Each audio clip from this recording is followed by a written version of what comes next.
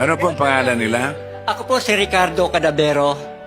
55 years old po, naninirahan kasalukuyan po sa lalawigan ng Cavite. Anong pakiramdam mo na nandito ka na sa PGT? Sobrang saya. Wala mapagsidyan kagalakan, sir, na yung bahagi dito sa isa sa pinakamalaking TV show sa Pilipinas Got Talent po. Kaya ito pong aking ipapakita po. Isa po itong traditional po na siguro nakalimutan na. Pero bubuhayin ko, sir, bibigyan ko siya ng isang magandang modelo para sa mga kabataan. Let's see your special talent. Wala, Kuya Cardo. May belt bag siya. Kite. Yo-yo. Ano po? Wow.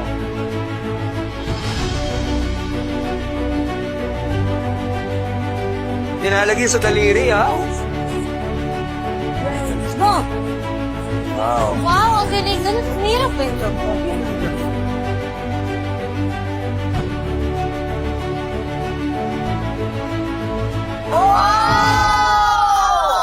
Talent kaya, talent!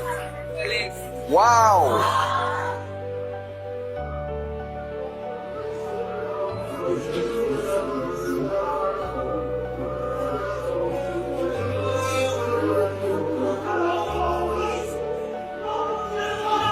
What? Hello? Hello? Hello? Uy! Ang galing, ah. Galing, ah. Parang magnet, eh, no? Oh my God!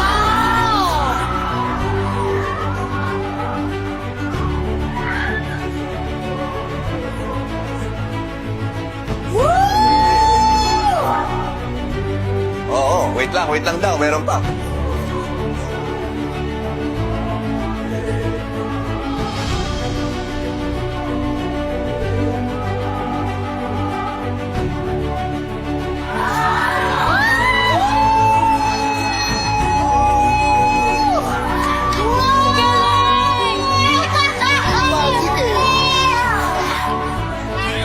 Sarayong.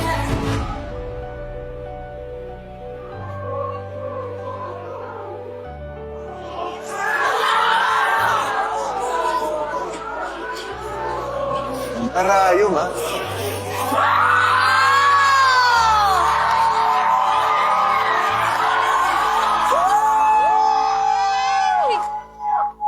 Standing ovation mula sa lahat ng mga kapamilya.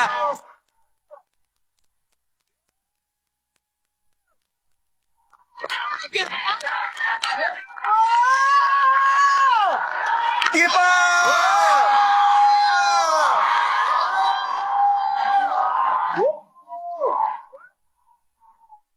Cardo, luma yan, pero binagyan mo ng bagong buhay. Yes po. Ngayon lang ako nakakita ng dinediretso sa karayom. Ha? It really takes talent and talagang tiyaga. Ha? Maganda. Salamat po. Eugene?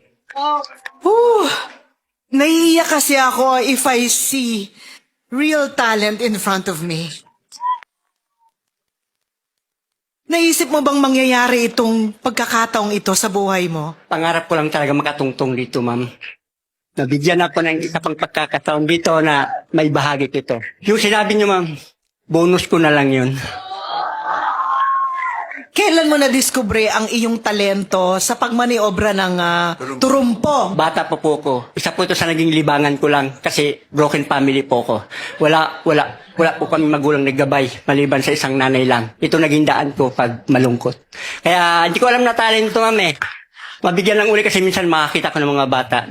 Parang bumabalik sa pagkabata, ma'am. Nakita ko ang pusong bata sa iyo.